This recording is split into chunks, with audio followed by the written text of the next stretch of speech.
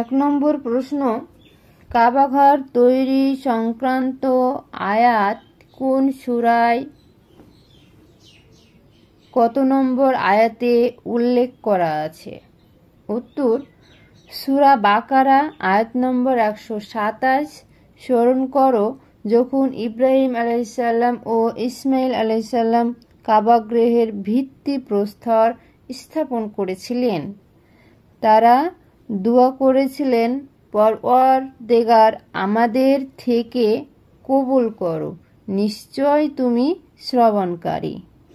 2 নম্বর প্রশ্ন, কাবাঘর তৈরির পর হজ ব্রত পালনের জন্য ইব্রাহিম আলাইহিসসালাম এর ঘোষণা সংক্রান্ত আয়াত কোনটি?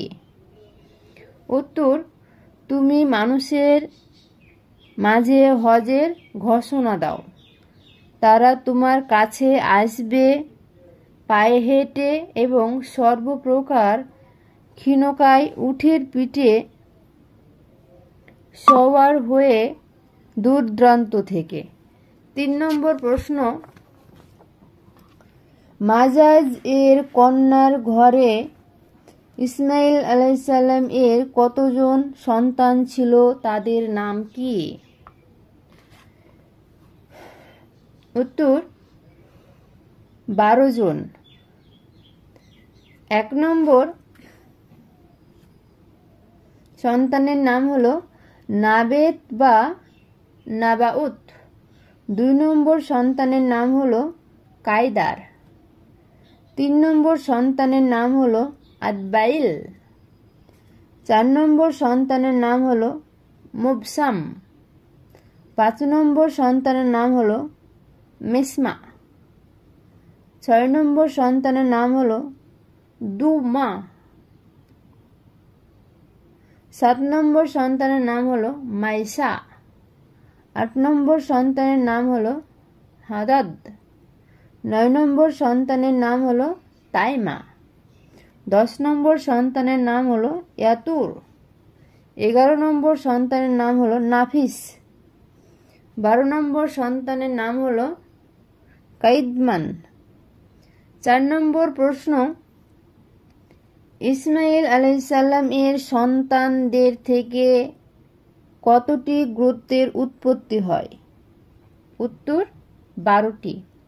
5 নম্বর প্রশ্ন, নাবেত ও কায়দারের বংশধরগণ পরবর্তীকালে কোথায় সাম্রাজ্য প্রতিষ্ঠা করেন? উত্তর হবে উত্তর হেজাজে।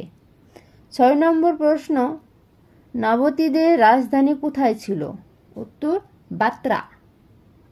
7 নম্বর প্রশ্ন, নাজারের কয়টি সন্তান ছিল? উত্তর, 4টি সন্তান ছিল। 1 নম্বর ইয়াদ, 2 নম্বর আনমার, 3 নম্বর রাবিয়া ও 4 নম্বর মুদার। 8 নম্বর প্রশ্ন, মুদারের সন্তানগণ থেকে বিভক্ত হওয়া বড় দুটো গোত্রের নাম কি?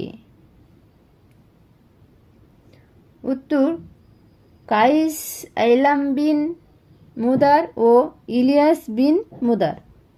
9 নম্বর প্রশ্ন, কাইস আইলাম বিন মুদার থেকে আসা গোত্রগুলোর নাম কি?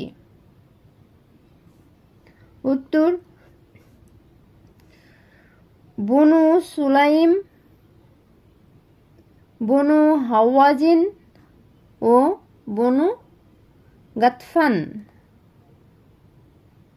10 নম্বর প্রশ্ন, বনু গাতফান গোত্রের থেকে উদ্ভব হওয়া গোত্রের নাম কি?